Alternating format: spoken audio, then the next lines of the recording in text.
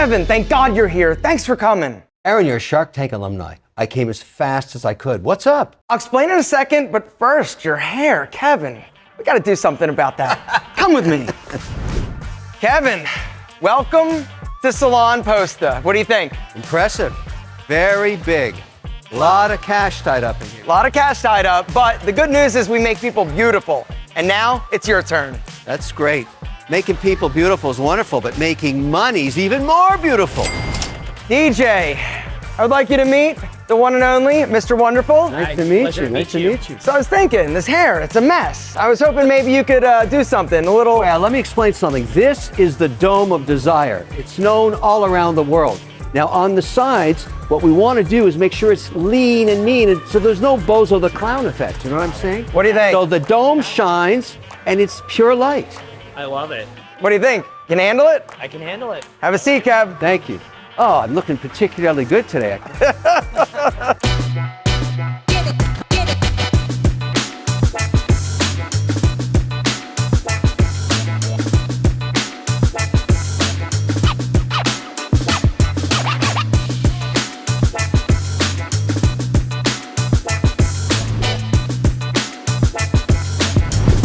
Aaron, I look even more wonderful. How My can that God, be? see, it's Salon Posta. I mean, this is incredible. My God, hold on, let me- Chihuahua caramba. Woo, DJ. Thank you, DJ. A masterpiece. And the Dome of Desire squared. I mean, it looks fantastic. Beautiful. Let's roll. We got business to tend to. All right.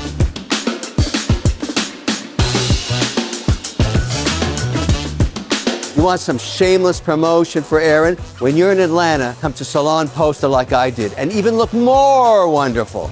You know, guys and gals, by the way. See a lot of women here? That's cool. You still get a great haircut.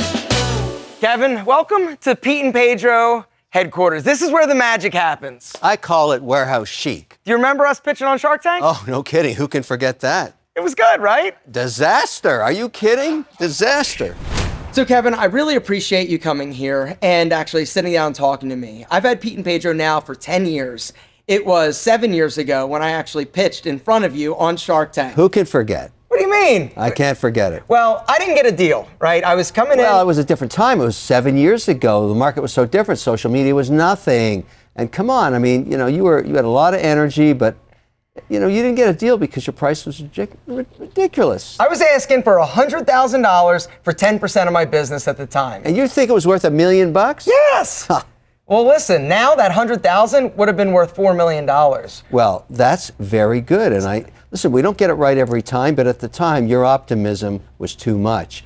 However, you must have done something right over 9 years. Well, here's the deal. So we're creeping up on about $40 million in lifetime sales. Yeah. I don't care about lifetime. What's this year going to be? This year's going to be $9 million. Okay, that's serious. Yeah, and here's the thing, 30% profit margin. Yeah, well, that's impressive. That means you've figured out customer acquisition cost and you've got your manufacturing distribution nailed down. What are you making the bottom line on? $2.5 million. That's fantastic. Okay, and so great lifestyle business, right? Yeah. So they talk about lifestyle versus a business that you're looking to actually, you know, dissolve or sell. Right. And so that's kind of been one of the things that has held me back in terms of growth.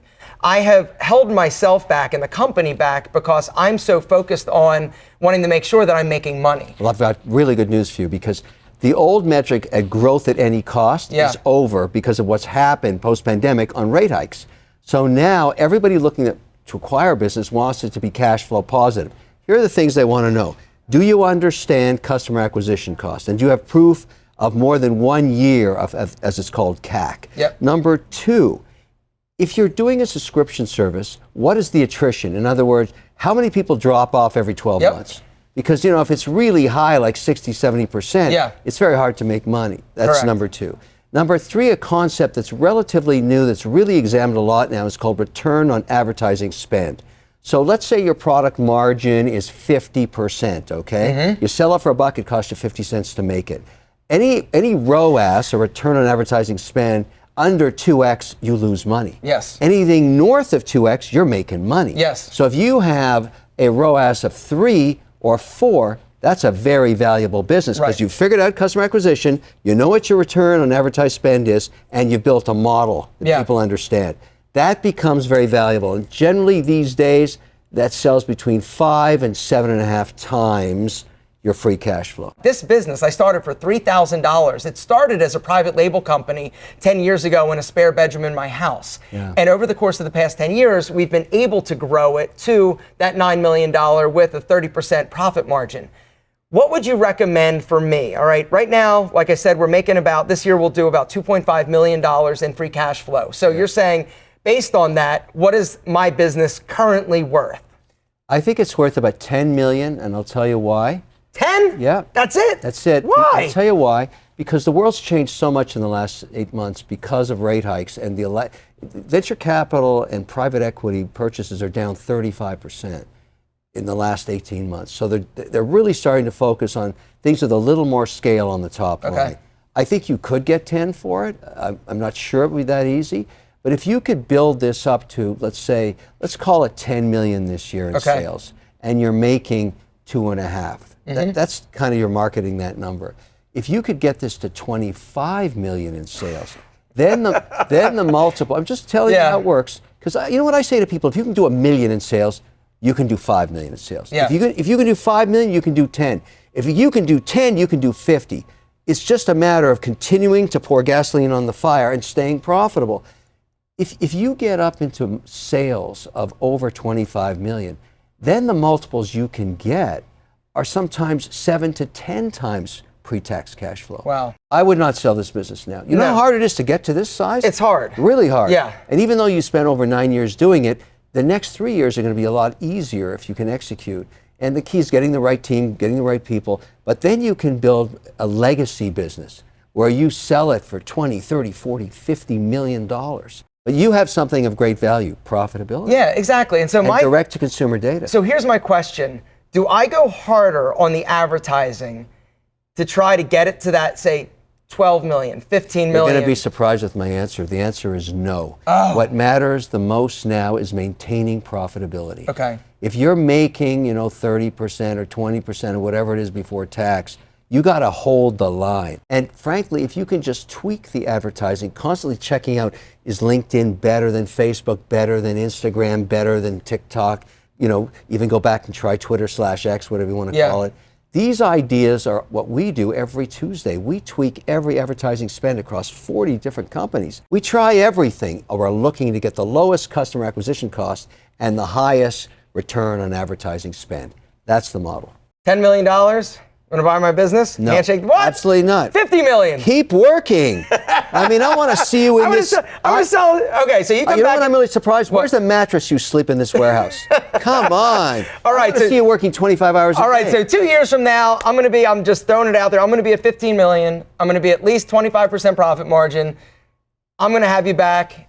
And then it's a different conversation. Then we can talk. 50 million. I buy big things now. I buy big things. I don't want the small stuff anymore, I want big stuff. Now, you come on Shark Tank, that's great. I'll give you your start, but I want you to grow big and profitable. All right. I like to make cash flow. Say it again. Cash flow. Well, Kevin, I really appreciate you coming and kind of talking me through this, because there's a lot of mixed information out there, a lot of wrong information out there. And you and I have a very similar mindset in terms of cash, in terms of debt, in terms of it really boils down to sleeping well at night, using your cash. That's it. And basically making it a profitable business. That's the number one thing. It's not about growth at any expense. No, profitable. Profitability, growth with profitability, that is the new mantra. I love it. I love it. Great to see you again. Kevin, you're amazing. Now get the mattress in here. Now, here's the deal. Guys, if you dug this video, Alpha Empire, we're diving deeper and digging in a little bit about business specifically, how you can become $1 million and the best side hustles of 2024. You ready? I'm ready. Let's do it.